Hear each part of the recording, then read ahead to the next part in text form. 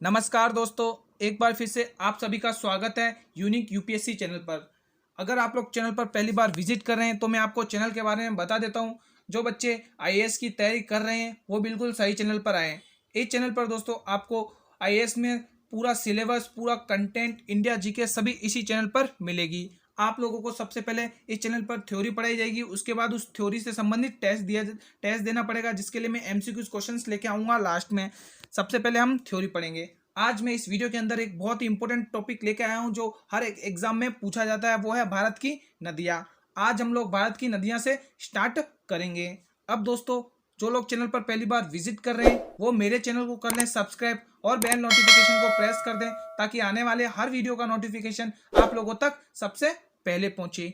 अब दोस्तों, बिना देरी करे स्टार्ट करते हैं हमारा आज का टॉपिक, भारत की नदियां। जैसा कि आप लोगों को पता है कि भारत की नदियां 4 समूह में वर्गीकृत की जाती हैं, मतलब कि भारत की नदियों को 4 वर्ग में बांटा गया है। पहला वर्ग है दोस्तों, पहला वर्ग है हिमालय की नदियां। पहला वर्ग है हिमालय की नदियां। दूसरा वर्ग है प्रायद्वीप की नदियां। तीसरा वर्ग है तटवर्ती नदियां। चौथा वर्ग है अंतस्थलीय प्रवाह की नदियां। दोस्तों, आप लोगों नोट्स बनाते हुए चलना है। पहली नदी है, आप लोगों को भी पता है, प्रायद्वीप और हिमालय की नदी। दूसरा प्रायद्वीप नदियाँ, तीसरा तटवर्ती नदियाँ, चौथा अंत स्थलीय प्रवाह की नदियाँ। आज इस वीडियो के अंदर हम सबसे पहले पढ़ेंगे हम दोस्तों हिमालय की नदियाँ। क्या पढ़ेंगे? आज की वीडियो का हमारा टॉपिक क्या रहेगा? हिमालय की नदियाँ पढ़ेंगे और प्रायद्वीप की नदियाँ पढ़ेंगे। आज हम 2 नदियाँ कवर करेंगे। कल परसों हम कवर करेंगे तटवर्ती नदियाँ और अंतस्थलीय प्रवाह क्षेत्र की नदियाँ, लेकिन आज इस वीडियो में कवर करेंगे हिमालय की नदियाँ। तो अब स्टार्ट करते हैं हमारी हिमालय की नदियाँ। कॉपी पेन साथ में रखें दोस्तों, नोट्स बनाते हुए चलें। सबसे पहले आप लोगों को बता दूं कि हिमालय की नदियाँ मुख्य हिमालय प्रणाली है, जैसे गंगा, सिंधु और ब्रह्मपुत्र नदी प्रणाली है। हिमालय के अंदर 3 नदियाँ आती, कौन कौन सी? गंगा नदी, सिंधु नदी और ब्रह्मपुत्र नदी। ये 3 नदियाँ हिमालय में आती हैं। अब सबसे पहले स्टार्ट करेंगे हम अपनी सिंधु नदी से। दोस्तों, कहां से स्टार्ट करेंगे? सिंधु नदी से। कॉपी पेन साथ में लिखना दोस्तों, इंपॉर्टेंट नोट्स लेके आऊं मैं आपके लिए। ऐसा नहीं कि पूरी थ्योरी लेके आया हूं, वही क्वेश्चंस लेके आया हूं, उनमें छांट के जो क्वेश्चंस आप लोगों को एग्जाम में पूछे जाते हैं। आपके लिए हर एक लाइन इंपॉर्टेंट है, इसलिए आप कॉपी में नोट्स बनाकर लिखें।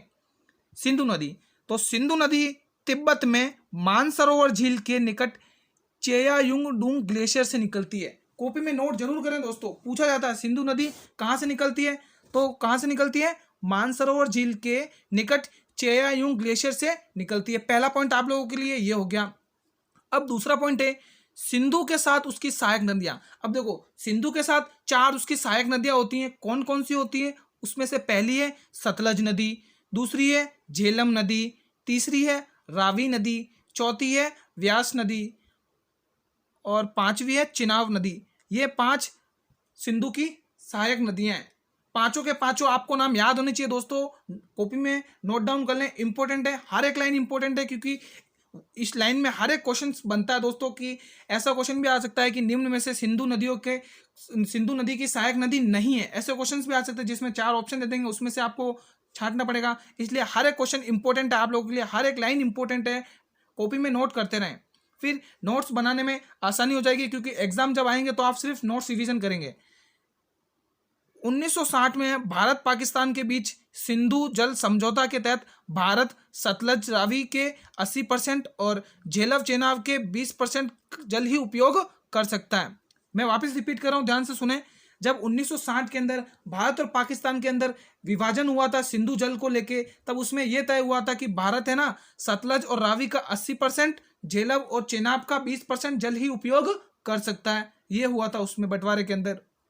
हमारा चौथा पॉइंट है दोस्तों झेलम नदी। अब सहायक नदियों के बारे में बताया कि झेलम नदी शेषनाग झील से निकलकर वूलर झील में मिलती है। दोस्तों, कहां पर मिलती है? शेषनाग झील से निकलकर वूलर झील में मिलती है। हमारा अगला पॉइंट है रावी नदी कांगड़ा जिले के रोहतांग दर्रे से निकलती है। कहां से निकलती है दोस्तों? रावी नदी कांगड़ा जिले के रोहतांग दर्रे से निकलती है। और झेलम नदी शेषनाग झील से निकलकर वूलर झील में मिलती है। सारी लाइन इंपॉर्टेंट है दोस्तों, मैं छांट के लेके आया हूं, जो क्वेश्चंस एग्जाम्स में पूछे जाते हैं उसी प्रकार से मैं ये पीडीएफ बना के लेके आया हूं आप लोगों के लिए। आप लोगों को सिर्फ पढ़ना है, हर एक क्वेश्चन को दोस्तों अपने नोट्स में उतारना, हर एक लाइन को, इंपॉर्टेंट लाइन है, फटाफट से जल्दी से रिवीजन भी हो जाएगा आप लोगों का। अब है सतलज नदी। सतलज नदी का उद्गम कहाँ है? यह भी मानसरोवर झील के निकट राक्षस ताल से निकलती है दोस्तों। कहाँ से निकलती है? सतलज नदी का उद्गम मानसरोवर झील के निकट राक्षस ताल से होता है दोस्तों।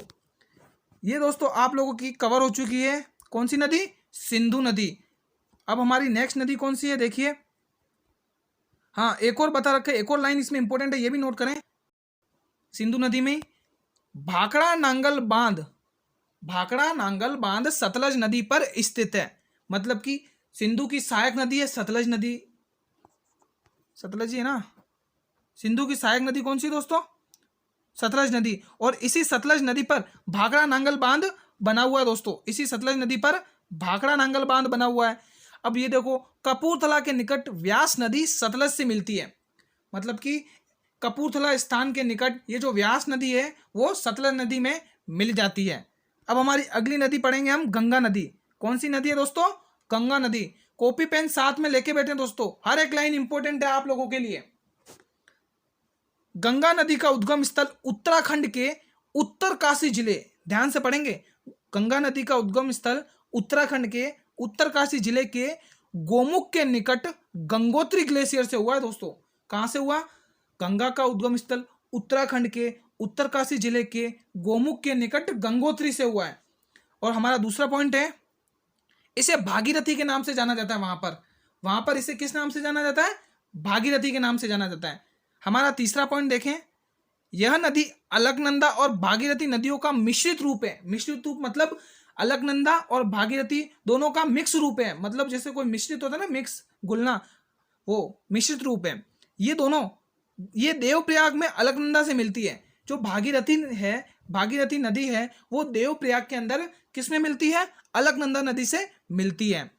हमारा चौथा पॉइंट, इसके बाद दोनों संयुक्त धारा गंगा के नाम से बहती हैं। पहले तो देवप्रयाग में मिल जाती हैं, फिर दोनों मिलकर एक संयुक्त धारा बनाती है जिसका नाम हो जाता है गंगा। गंगा के नाम से बहती है फिर ये, क्योंकि गंगा नदी इससे बड़ी होती है अलकनंदा से, तो जो बड़ी नदी होती है उसका नाम से वो नदी आगे बढ़ती है, तो ये गंगा के नाम से आगे बढ़ती है।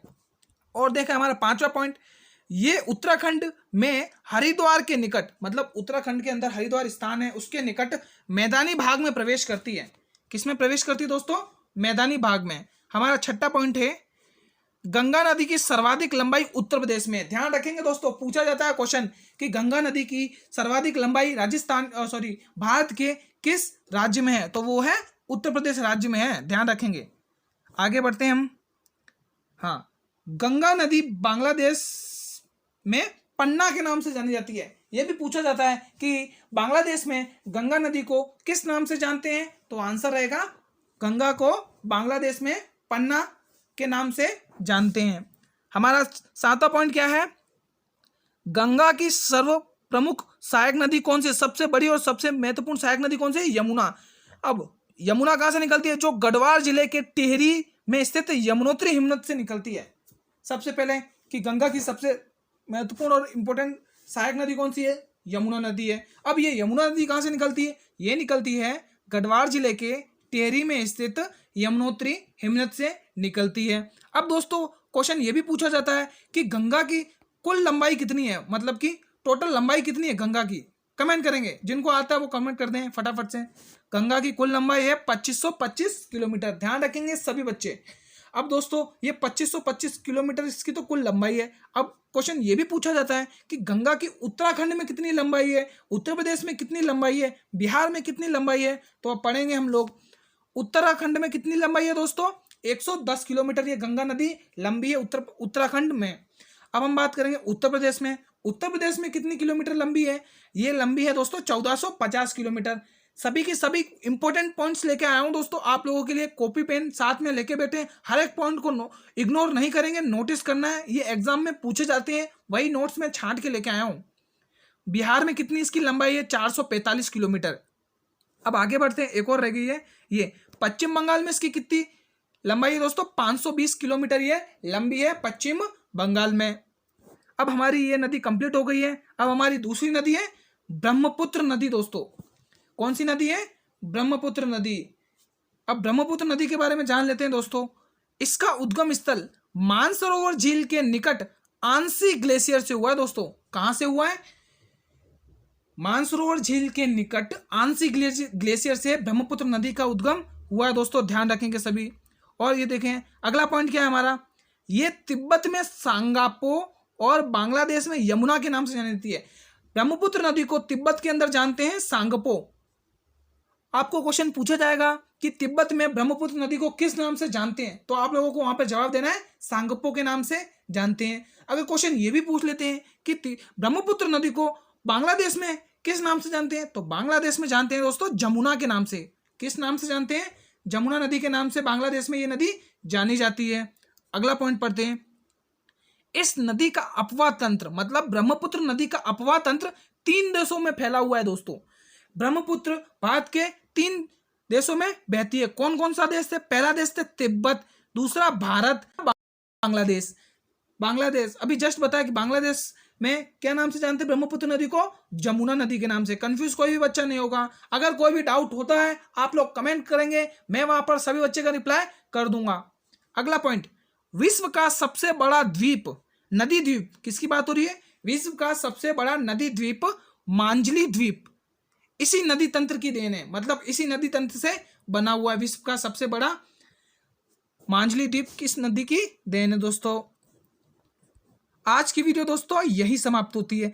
अगर आप लोगों को इस वीडियो के अंदर किसी भी लाइन से, किसी भी क्वेश्चन से, किसी भी टॉपिक से दिक्कत हो, वो आप लोग कमेंट करें, मैं वहां पर रिप्लाई कर दूंगा। और दोस्तों वीडियो कैसी लगी तो आप लोग कमेंट करेंगे, और वीडियो अच्छी लगी हो तो वीडियो को कर देना लाइक, और अपने सभी मित्रों में इस वीडियो को कर देना शेयर दोस्तों, क्योंकि इंपॉर्टेंट वीडियो है। आप चाहे यूपीएससी की तैयारी करो, आईएएस की तैयारी करो, चाहे किसी एग्जाम की इंडिया में तैयारी करो, ये भारत की नदियां इंपॉर्टेंट टॉपिक है। इससे भर भर के क्वेश्चंस आते हैं। हर एक लाइन को, हर एक इंपॉर्टेंट नोट्स को आप लोग नोट्स बनाएंगे और रिवीजन करेंगे डेली बेसिस पर। जो लोग चैनल पर पहली बार विजिट कर रहे हैं वो मेरे चैनल को कर लेना दोस्तों सब्सक्राइब, और बेल नोटिफिकेशन को प्रेस कर देना, ताकि आने वाले हर वीडियो का नोटिफिकेशन आप लोगों तक पहुंचता रहे। दोस्तों वीडियो कैसी लगी कमेंट करके जरूर बताना दोस्तों। ऐसे अच्छा कंटेंट पाने के लिए जुड़ जाइए मेरे चैनल से दोस्तों। अब मिलते हैं हमारे अगली क्लास में, जिसमें 2 नदियां और बच चुकी हैं 2 टाइप की, वो हम उस टॉपिक में, उस क्लास में कवर करेंगे। अब तक के लिए जय हिंद, जय भारत।